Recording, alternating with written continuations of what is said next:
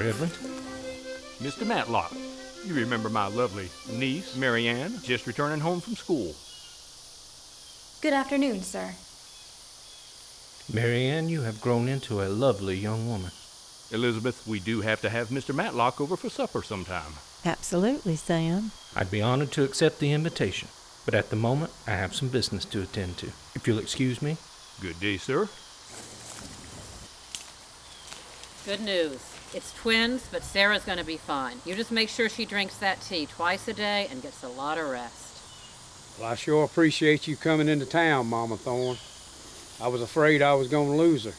And I'll send you some ham just as soon as we butcher them hogs. No, you just keep that ham. You got 2 more mouths to feed. You can eat it or sell it. I can get my own supplies while I'm here. Thank you. Must I really endure another evening with one of his friends? He has your best interest. But I want to choose my own husband. You come into town to feed your body. You need to be coming into church on Sunday to feed your soul. For the Bible does say, remember the Sabbath day, keep it holy. My church ain't no wooden box. It's where I can see the sun rise and set. And for me, every day is holy.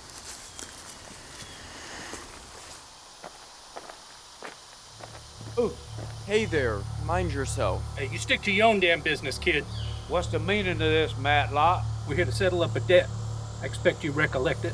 We paid that debt long ago. I ain't got no bone to pick with you, kid. Now stay out of it. If you know what's good for you, y'all move along.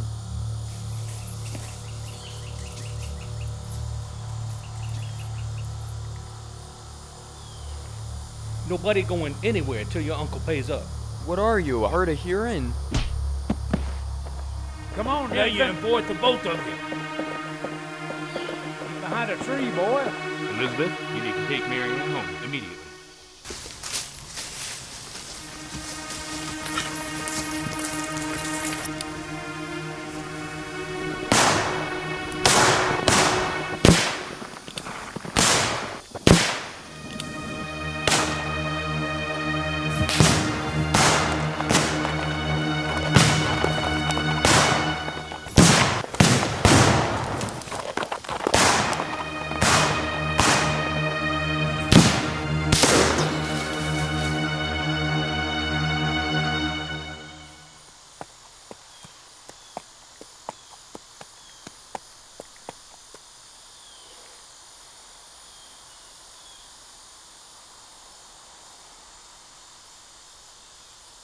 Why, lady, you seem to have gotten yourselves into quite a predicament.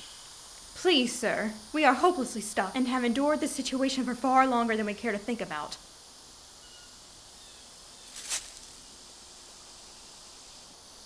I strongly urge you to remove yourself from this vicinity with the utmost celerity, or I'll give you a thrashing you won't soon forget.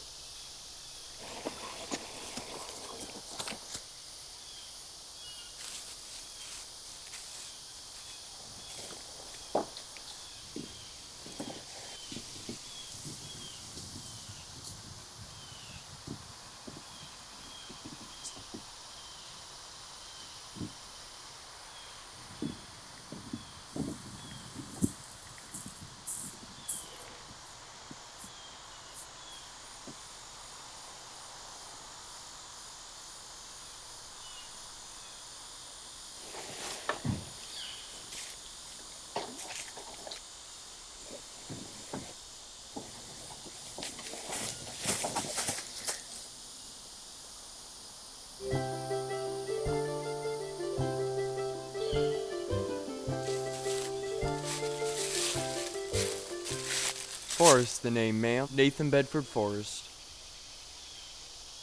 I'm Miss Montgomery, and this is my daughter Mary Ann. We are indebted to you for your kindness, sir. I'm always ready to come to the aid of the fairer sex, ma'am. I'd be mighty obliged if I could pay you a visit sometime. Certainly, Mr. Forrest. My husband, William Montgomery, went home to Jesus a few years ago. You may find us under the governance of my uncle, Reverend Samuel M. Cohen in Horn Lake. Mary Ann, we must be getting home.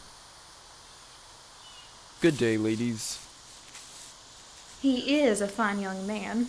Pay him no attention, Mary Ann.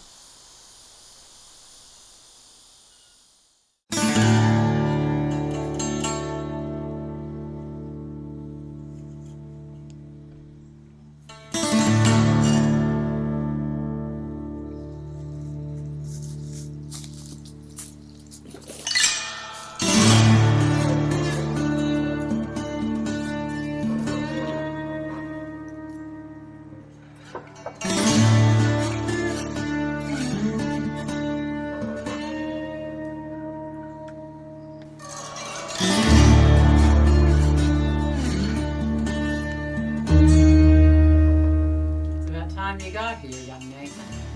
How do you know who I am? I hear stories. Sit down. I've heard a lot of stories about you, too. Some people say you're a miracle worker. Some say you're a witch. I want to know what you do and how you do it. I'm a healer. You might call me a root doctor, but I don't bleed people and I don't cut off limbs. What I do know is the plants that grow around here. What they do and what I can do with them. Well, how do you know all this? From my mama and my grandmama.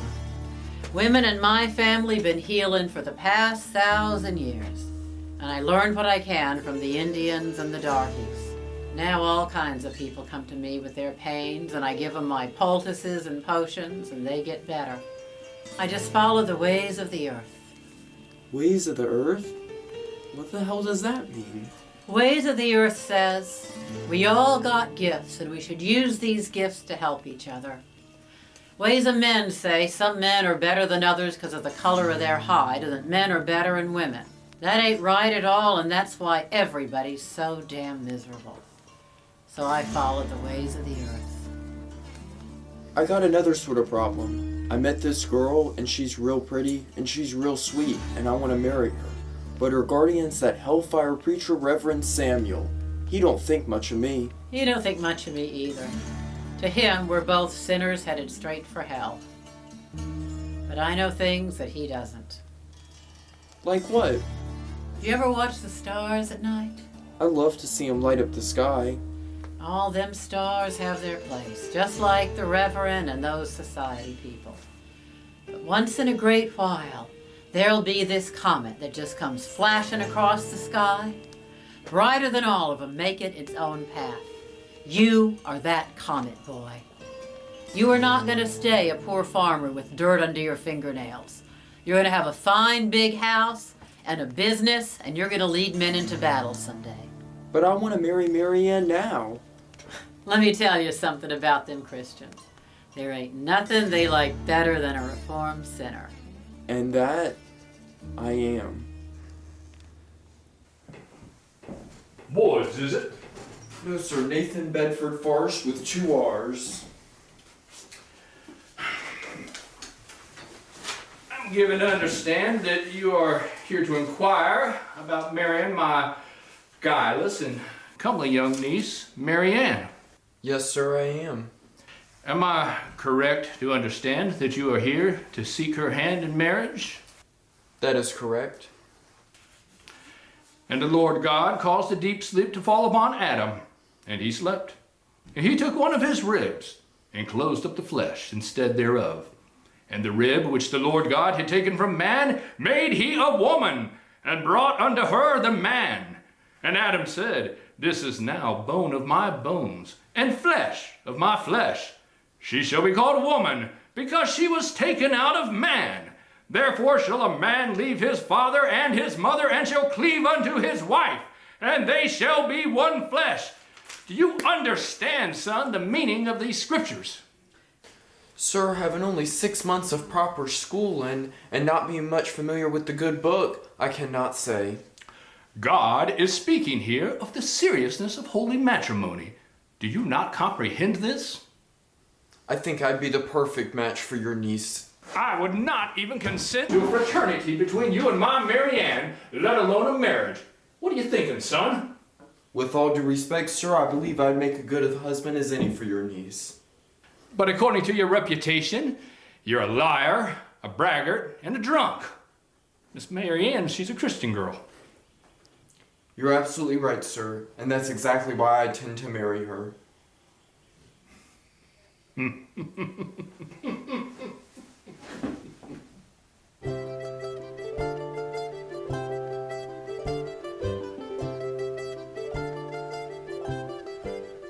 Mama, everything's going exactly the way I was hoping it would.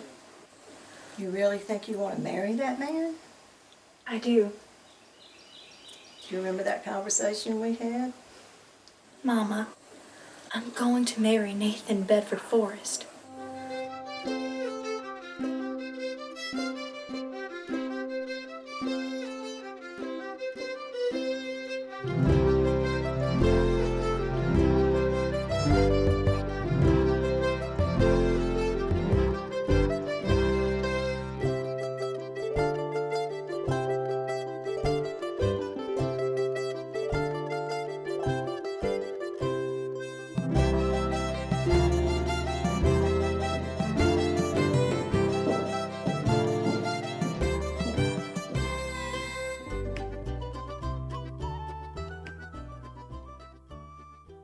What's obliged, miss?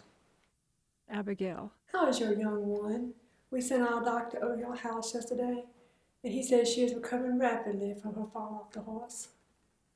Ma'am, she was doing poorly, but now she's doing much better. Thank you, ma'am.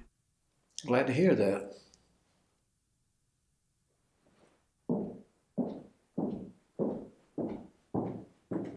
Nathan, I am discomforted by all this talk of sectional unease. What do you suppose it signifies? Well, I guess it all boils down to the money. We Southerners want to simplify things, and the Yankees want to complicate it. Well, how is this tariff war affecting our family business?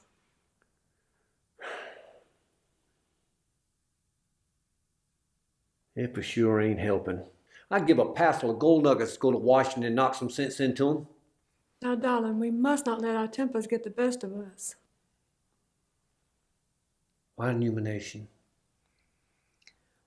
Whilst on the topic of your temper, it is my acute desire that you accompany me to church this Sunday. The parishioners all want to meet you, and as I surely am, they are very anxious about your pending salvation. Well, I don't need to listen to that empty-headed holy Joe. Life is so much better when you're a Christian, darling. God loves you and desires that you be saved. Well, your concern for my eternal soul is right touching. There ain't no good gonna come from me reading any book that I don't understand. I thought God helped those who help themselves. That's right. Let's just focus on helping our family right now, shall we? Well, I guess there's going to be arduous times ahead. And why do you suppose such? But those damn Yanks can't be educated. Those know-it-alls think Boston is the hub of the universe.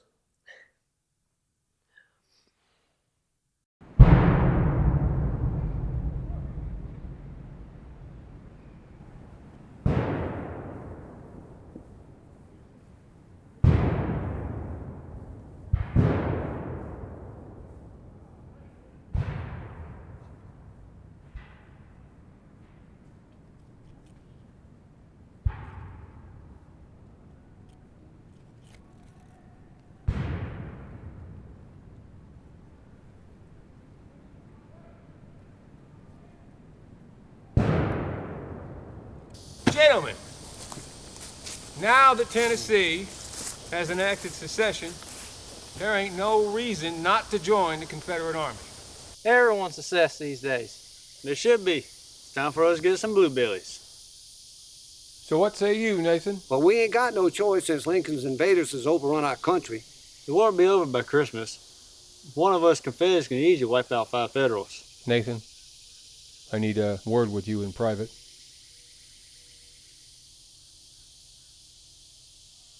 Nathan, I've known you for a long time, and I knew your daddy. He was a good man. Your daddy left us too soon. I believe it was 37. He was a good blacksmith, wasn't he? And didn't your mama remarry? Oh, matter. I just want, when you sign this piece of paper now, you are joining up as a private in our army. And what that means is you will be going directly into Captain White's mounted Tennessee rifles. Who might this boy be? That's my boy, Willie. You interested in becoming a Confederate soldier, lad? I just want to hunt Federals with my pa. I hear them Yankees are ugly and they smell like a stable. I hear they consort with Satan. Well, you are absolutely correct, son. I have seen that myself. Worse than vermin. Nathan, he's a bit below the legal limit. Age. But I'll twist some arms, make sure we get him in.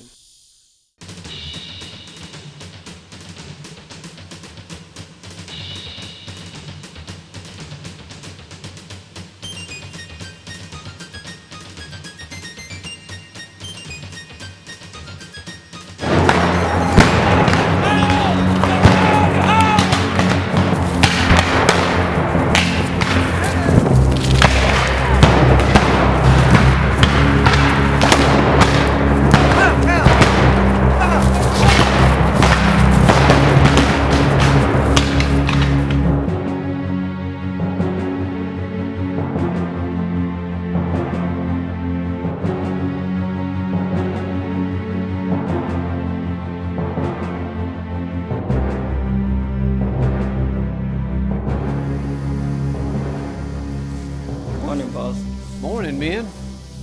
As you know, I'm a Confederate officer now. I have my own fighting unit. We heard it's a critter company, sir. That's right, Ben. It's a cavalry unit. Any of you gentlemen want to join up? Do we get to ride with you, sir? You bet. What about weapons?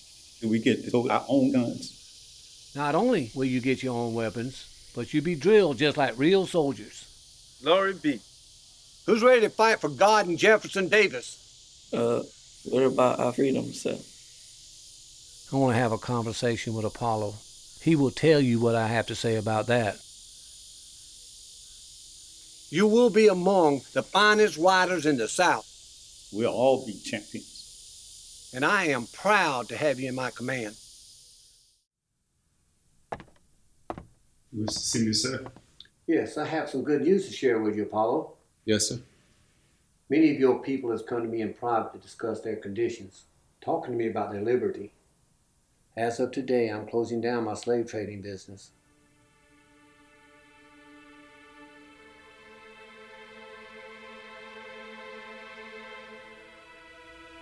Forgive me, sir. I might assume you get us our freedom. Yes, Apollo. Y'all are free. But, sir, what about your business? the money. Well, I guess the business will absorb the loss. Okay. Okay.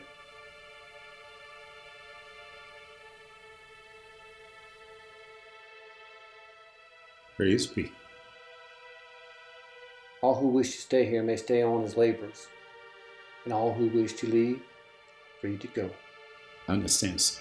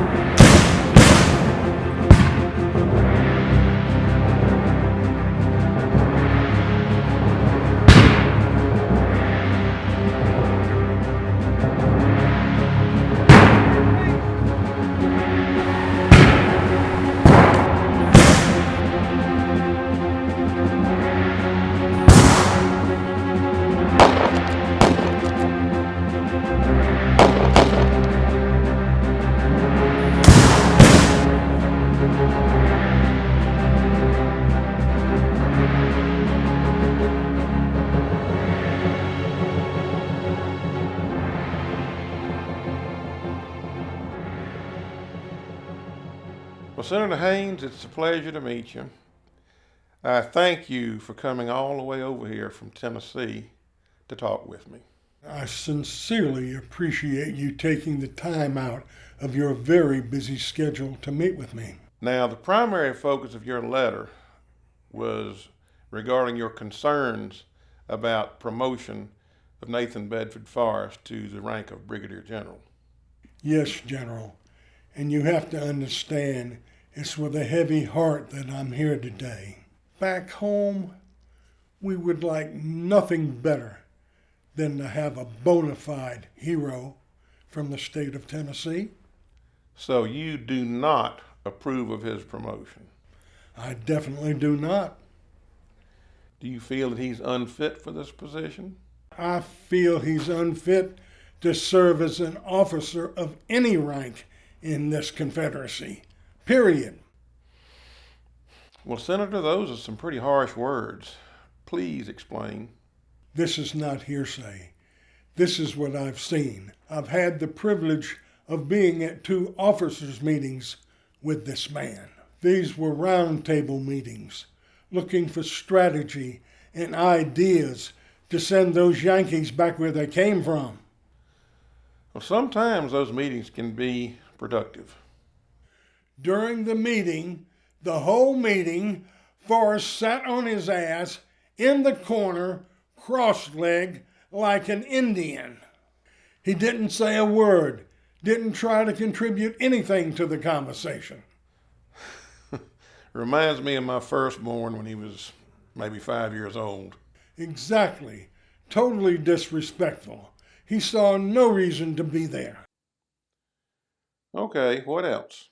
At the second meeting, Forrest brought his private guards with him. Some officers choose to do that. General, his private guards were darkies, all black. They're former slaves of his, and he's proud of it. He calls them by their first name. Lord, Lord. That does seem a bit unusual. The other officers don't want to work with him. They understand there must be some kind of order on the battlefield. Forrest is nothing more than a guerrilla. Senator, I promise I will look into this. What I need for you to do, as soon as you can, is provide me with reports from some of the officers present. Now, their conclusions do not have to coincide with yours, but I'd like the reports to corroborate your findings and what you've told me. It'll take a little time, but I'll get it done. Senator, I will await your correspondence.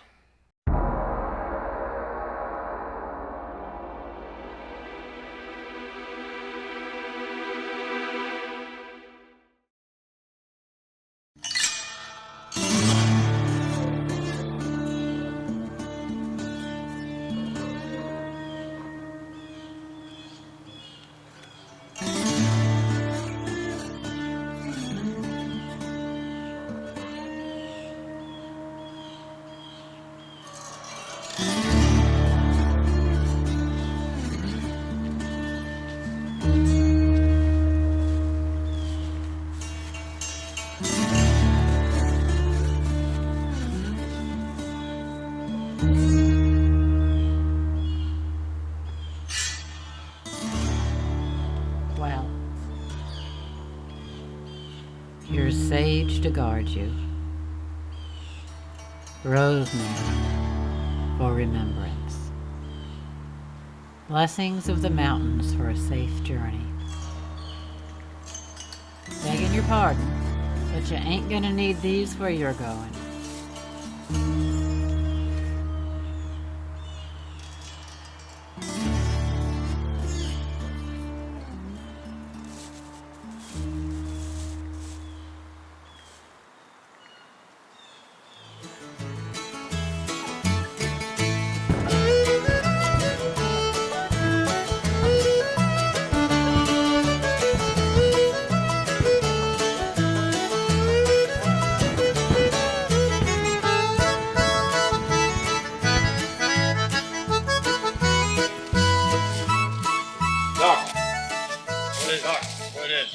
Lines are broken in 3 places. You need to evacuate immediately. I can't move out right now. I got too many men I got to tend to. Muster up your walking wounded and bug out. Let me see if I can get this man to sit up and walk. You're on your own, Doc. All right. I can't do it, Doc. He can walk if he wears these. Who are you? I'm Mama Thorne. All right. Well, let's see. Put him on, he'll be able to go. Tell him to go cut himself a walking stick over there. There's plenty of dead limbs. Don't take from a living tree. Get your boots on, boy. You can walk.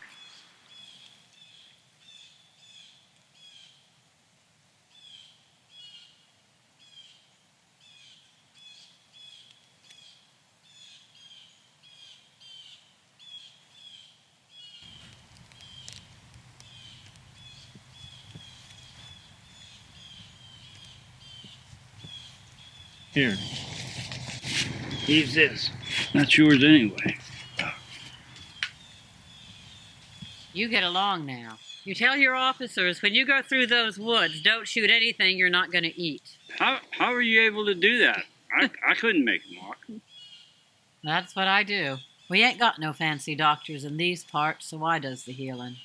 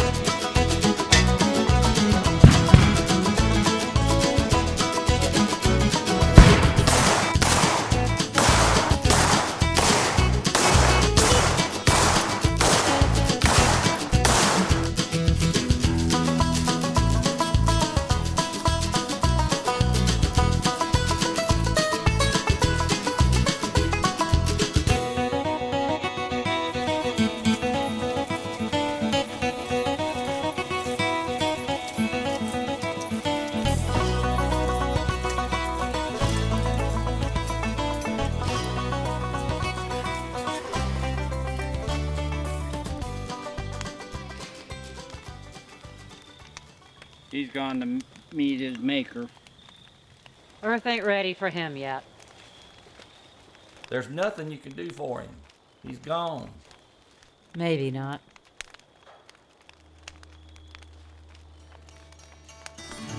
Oh yeah, there is something I can do.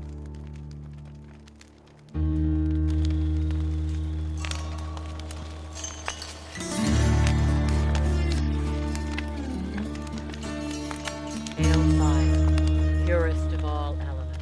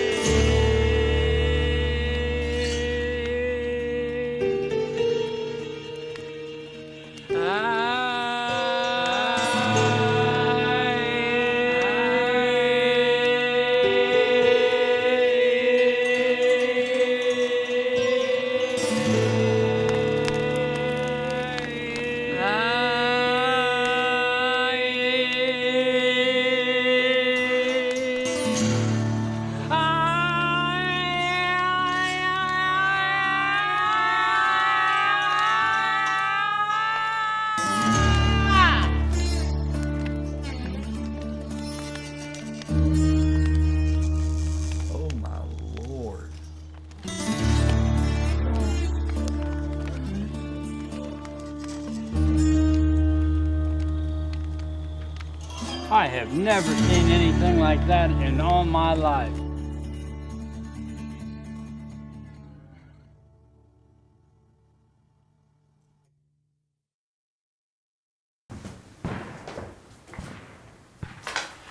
Yes, Williams? All present and accounted for, sir.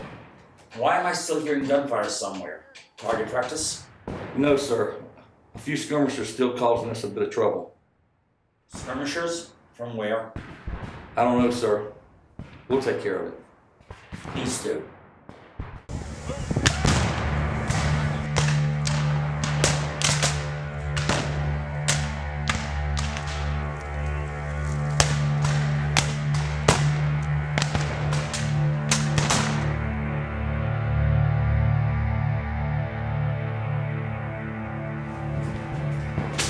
Yes, Williams. All present and accounted for, sir. Just like yesterday, you tell me all present and accounted for, yet I'm still hearing gunfire in the distance. Yes, sir. Still working on it. That gunfire kept me awake most of the night. Likewise, sir. Williams, we're having a scouting party drop behind us tomorrow. I want to find out who these troublemakers are. Do you understand? Yes, sir. See to it.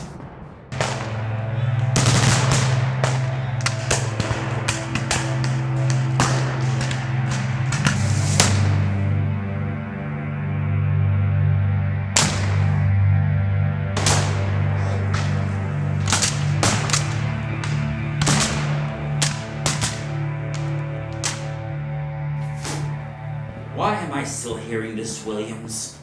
More skirmishers than we thought, sir. So where are they coming from? Well, our scouts captured one of them briefly. Briefly? Why briefly? I'm afraid the prisoner slipped away, sir. So Williams, what did this briefly held prisoner have to say? He was part of a large group of cavalry, commanded by this General Forrest. Forrest. Nathan Bedford Forrest! I don't know for sure, sir. All right. Tomorrow we double time. Do you understand, Williams? We outrun these sons of bitches. Do you understand? Absolutely, sir.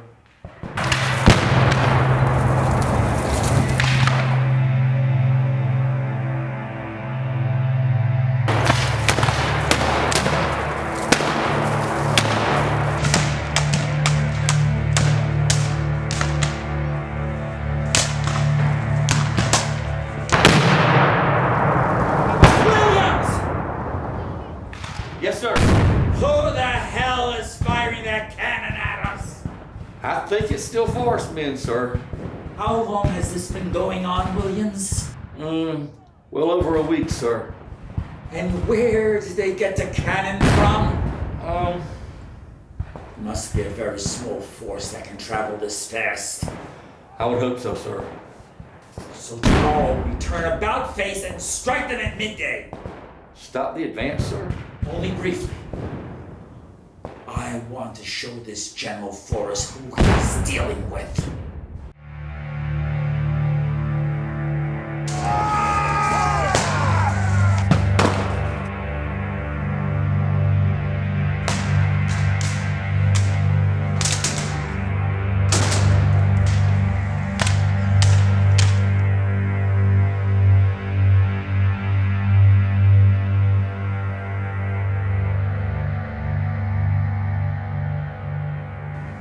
Karl?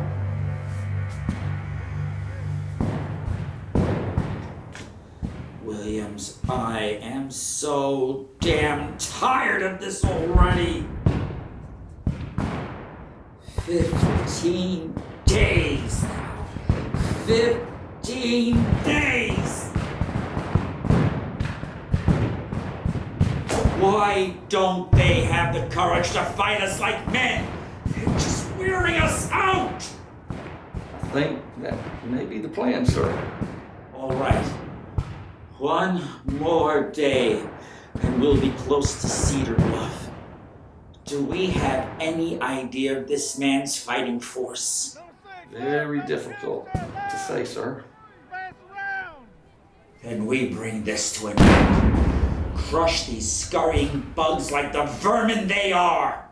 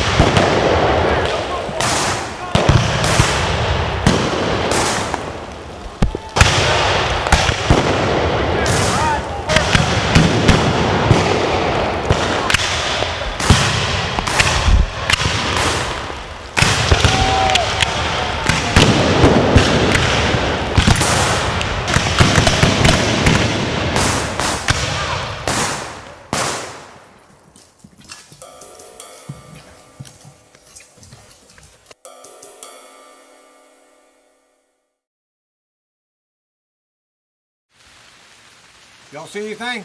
Yeah. No, sir.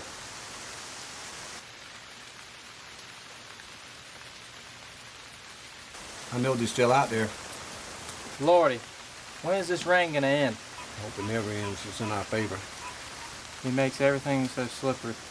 Yeah, we're used to that. The Yanks are not. Yeah.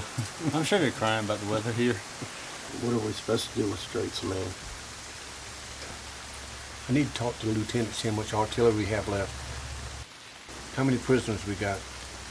About 30 right now. We're about to get a whole lot more. Look out. Geno's got a plan brewing. Oh, Lieutenant, we were just talking about you. General here wants to know how many artillery pieces we have left. We got maybe 2 that'll still fire. How many pieces exactly do we have of artillery that won't fire? We might have enough pieces to make 10, but they ain't working. Yankees got most of them. Does most of them have the wheels and carriages? I believe so. I believe we got 10. So we got 2 that works and 10 that could roll. Yeah, with a little bit of work, we can manage that. So, what are you thinking, General? Let's make it look like we have a whole lot more artillery than we really have. What's the point of that? Well, he took a beating. I'm going to ask him to surrender. You can't be serious, General. I am serious. He still got 3 times the infantry that we have. He don't know that. I can't wait to see if this works. So, what do you want me to do exactly? I want all the artillery in a circle. What about the Cav? Don't show us much of them. So have them out there. How soon can you get this done? A couple hours. Get it done as fast as you can. If you need extra cannons, use tree trunks. Yes, sir. I'll try to make that happen.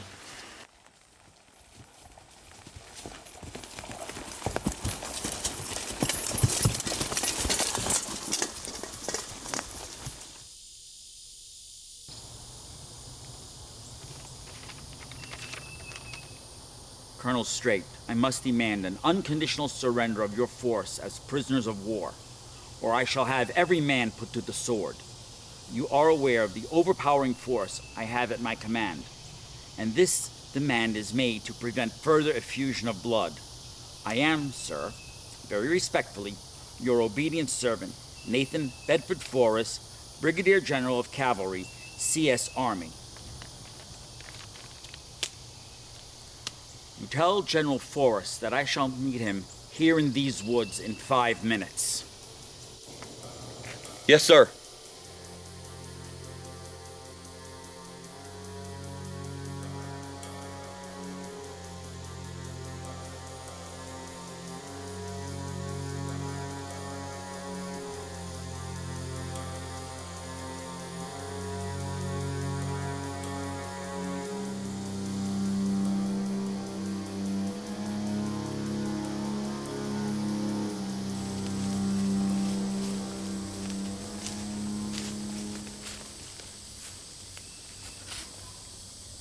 General Forrest, I will not surrender unless I know that your force is equal to mine.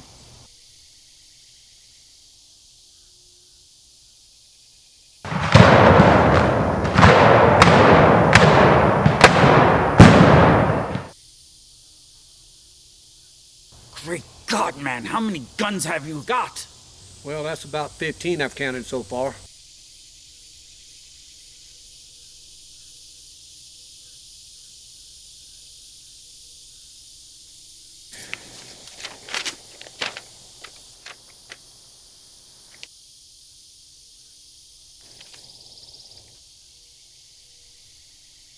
Most of them are back behind those mounds.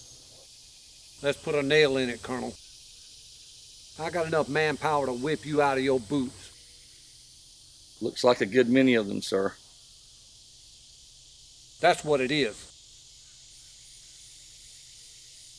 I tell you what, sir. I'll allow y'all to keep your sidearms and your baggage.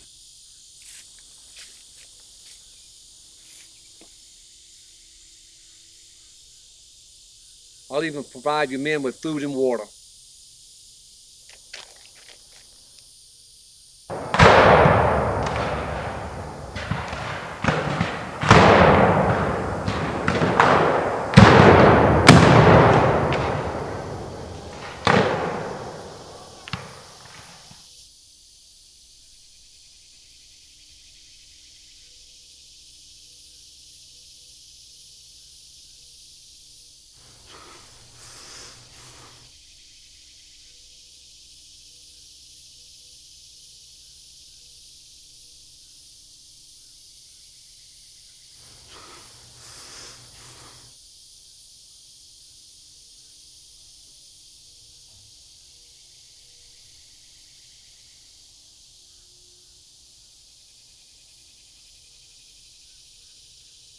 How could you bamboozle me, Forrest? You have maybe 400 men. I've got 1,700. I could have easily bested you in a head-to-head engagement. Down here, we call that mere supposition, sir. I demand that you return our arms so that we can fight it out to the end. All is fair in love and war, Colonel.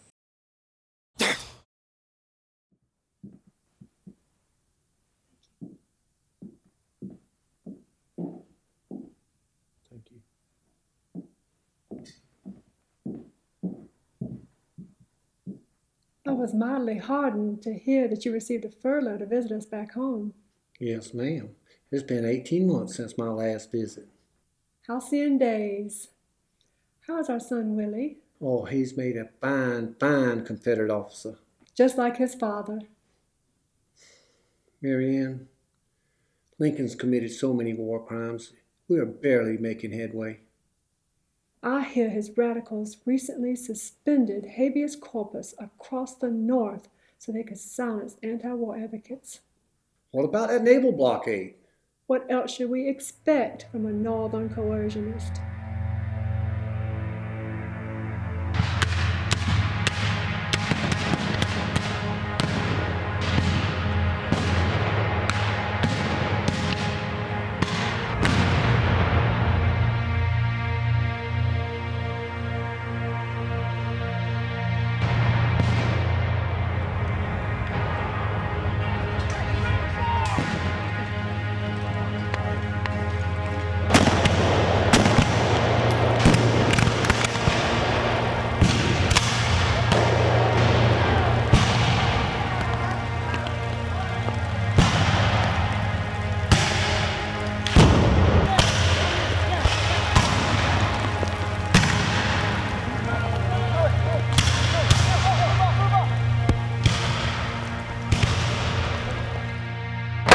That battle should have never been fought. The whole war should have never been fought. Well, boys, we wouldn't be in this fix if it hadn't been for old Lincoln. Them kind of Yankees are traitors. They think they so, what's the word? Superior? That's what they want us to think. The North is printing lies about us. There was an article said that I use women as shields. They say I'm beating y'all with chains? Yeah, and I drank my coffee out of Yankee skulls. Pretty soon they'll be saying I eat babies for breakfast. Pure bullshit. I got some moonshine, the best moonshine on this side of Mississippi. No thanks. My staff does all my drinking for me. My people ain't gonna never see 40 acres in a mule. All them riches going up north. Why are they saying we fighting for slavery? We are not fighting for slavery. Look at us. Slavery is dead. Well, boys, I guess we hit the hay before we get wallpaper.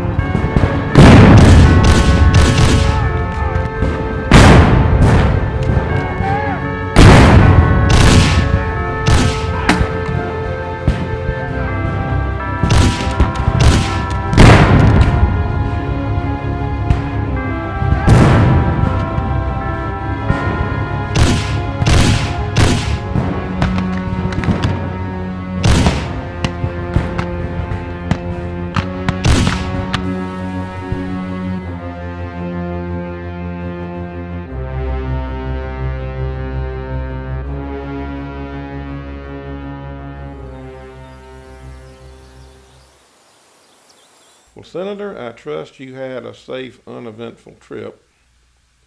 It's been nearly 2 years since our last meeting, and I believe I was waiting for some correspondence regarding your position on Nathan Bedford Forest. A lot has happened since then. The officers don't want to go on record against Forrest. Have you changed your position regarding Forrest? I definitely have not. In the past 2 years, he has become somewhat of a legend among his troops. He's dangerous, General. Dangerous to our government and dangerous to our cause. Senator, Major General Forrest's last battle in northern Mississippi at Bryce's Crossroads. It's a little town near Baldwin, Mississippi. I'm familiar with that engagement. Forrest was confronted by General Samuel Sturgis. And Sturgis had a command of over 8,300 troops, whereas Forrest had 3,500 cavalry. Sturgis was soundly and decisively defeated at Bryce's Crossroads. Some people call it the Battle of Gunpoint. Sturgis retreated back towards Memphis with his troops in total disarray. Forrest captured 1,600 men and a supply line that we can certainly use. In fact, the people in the area, the locals, call it an old-fashioned Mississippi butt whooping. I am not going to decommission Major General Forrest. In fact, and this comes from the bottom of my heart, I wish I had a dozen General Forrests. Maybe we could turn this war around for us and in our favor. What about our troops, General? I got news for you. They're liable to kill him. And if they don't, I might do it myself. Good day.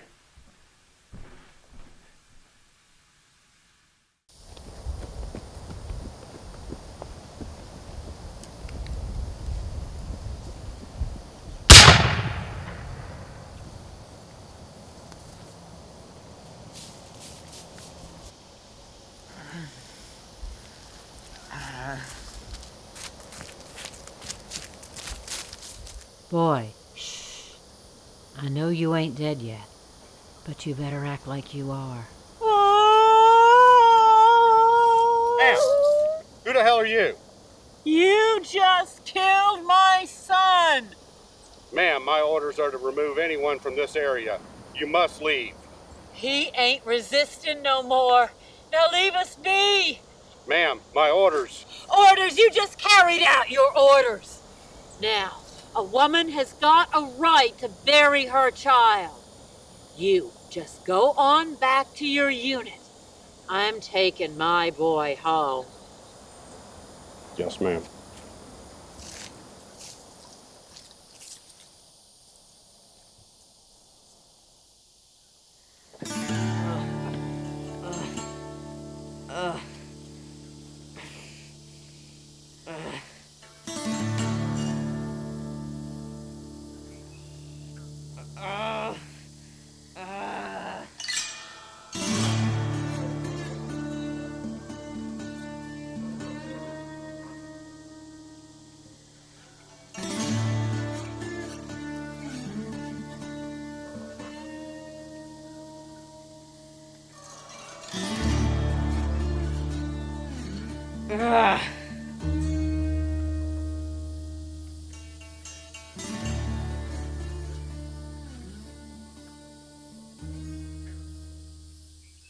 Swamp water, dark and deep.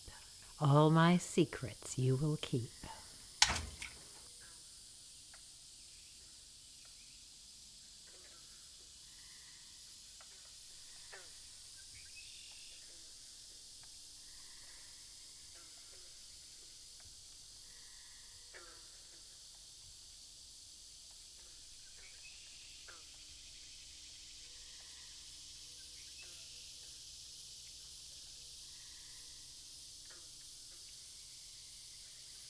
It's about time you woke up, Stuart. Is this heaven? Do I look like an angel?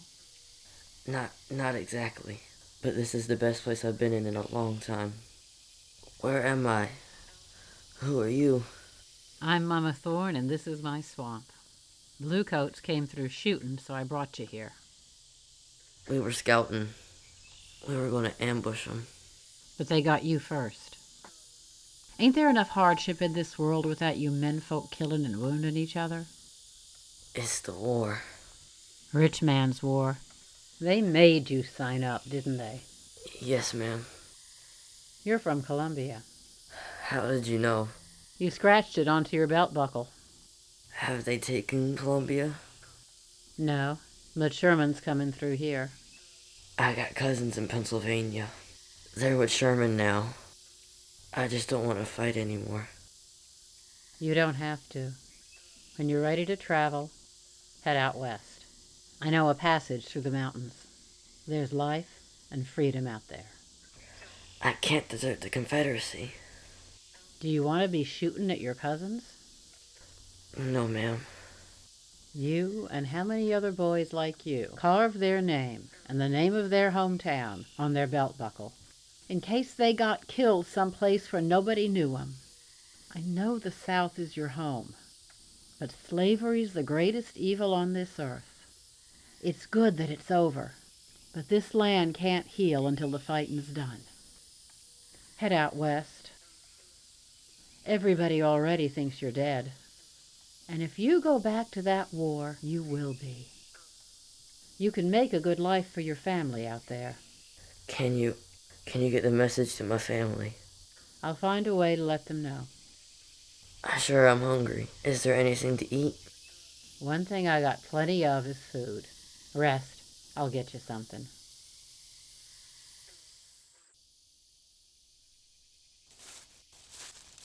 General, I have an important message for you. Just read it to me.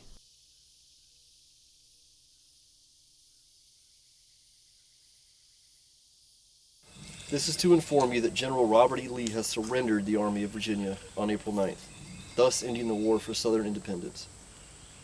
Please report to the nearest U.S. Army post, where you and your men will turn in your arms and await further instructions. Respectfully, the CS Government.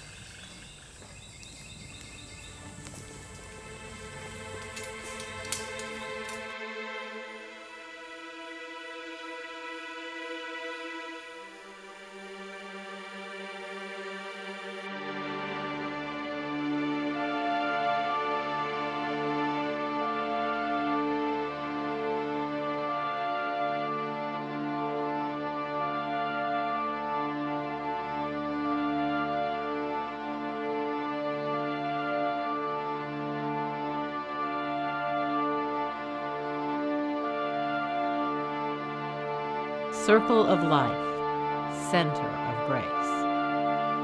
Magic ward this holy place.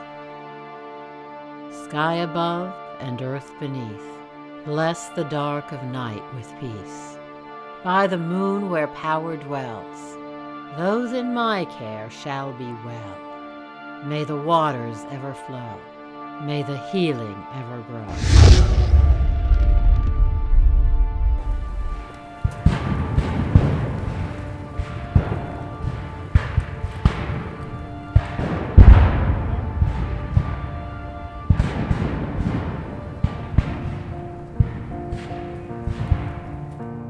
Signed up to fight for the glorious cause, to preserve our rights and our land. They told you this war could not last very long, and you marched off so proud and so grand.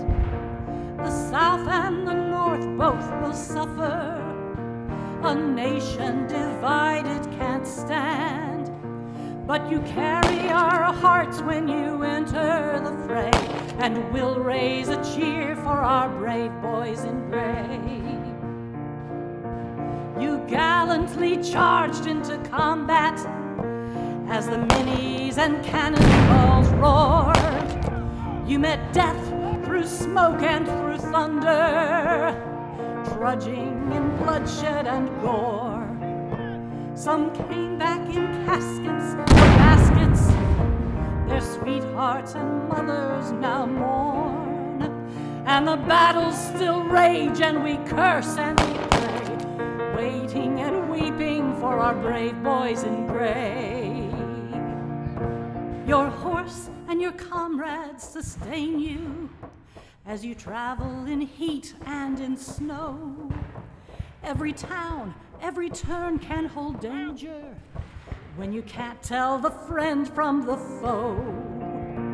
Our fields are barren, our harbors are blocked, and we cling to one desperate hope, that this cruel war will end on some bright, blessed day, and we can bring home all our brave boys in gray.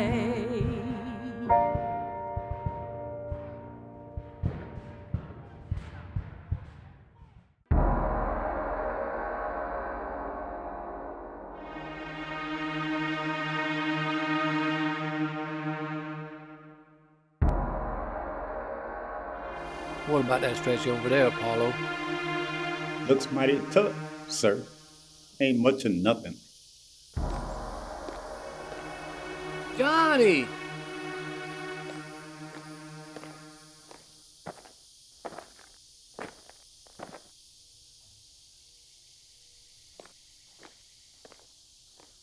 Good afternoon, General. Good to see you. Johnny, this is my wife, Mary Ann. Ma'am? Mary Ann, this is my old second lieutenant. Good to see you, Johnny. What brings you all the way up here? There's an organization I'd like to introduce you to. Mike could be interested. What's it called? It's called the Ku Klux Klan. KKK for short. What kind of name is that? Well, it's a nonsense name, really. Me and the boys came up with it. Down in Pulaski, Christmas Eve, 65. Well, what they about, Johnny? We give assistance to war widows, orphans, and veterans of all races. Well, what you want me to do? I'd like to introduce you to our leader, George Washington Gordon. I know Gordon. We want to know if we can count on you for your support in leadership. Well, Johnny, I'll be glad to assist you folks any way I can.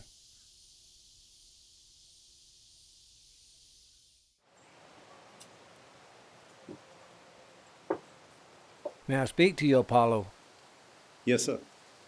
I have some gentlemen stopping by tonight. I'd like for you to meet them. They've been here before. They're with that group called the Ku Klux Klan. A while back, I asked them to open up an all-black chapter in Nashville. Okay. Now, they've been dragging their feet on this, but if you join up, it might help. Uh-huh. I thought you'd be a lot more interested. Well, I heard about this group. Not good things. Like what? Like folks getting hurt. Some getting lynched. Lynched? How reliable is this information? My brother, he's seen it. Preacher too. Damn. Hopefully it's just a couple of bad apples. Do me a favor. Sit in on this meeting. Might help me figure this out. Certainly, sir.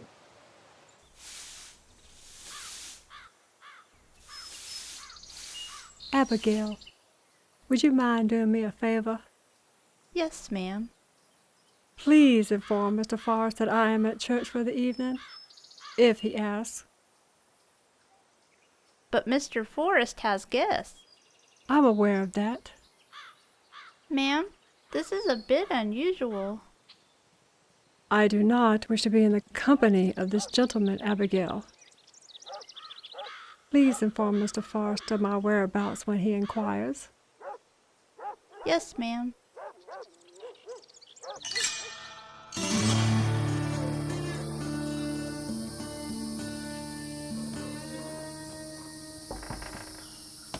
Hey, come on in, Nathan. My, it's been a piece. Mama Thorne? You here to say hello? Or are you looking for advice? Both. Boy, this place ain't changed much in 15 years. This place ain't changed much in 1,000 years. What's on your mind, Nathan? Well, a while back I joined this group. Now they're calling me the leader of this group. You're talking about the Ku Klux Klan. I'm familiar with it, but I think you're more of a figurehead than a leader. That may be. Me and a couple others thought it would be a good idea to open up an all-black chapter in Nashville. That sounds almost progressive. Yeah, but I don't know. I really wanted Apollo to be the head of that chapter. He don't want nothing to do with it. You trust Apollo. You respect his opinion. Yes, I do. He's been a lifelong friend. The people who started the Klan may have had good intentions at first, but now, I'm sure Apollo has told you what he's heard. What I've heard and seen has been terrible. Nathan, you're a powerful man, but I also think you're a good man. You know I was against the war, but I think you'll go down in history as a great warrior general. But being in the Klan will ruin your name. You know what you need to do. If you can't stop what they're doing, you need to get out as soon as possible. And you go tell Mary Ann you're ready to get baptized.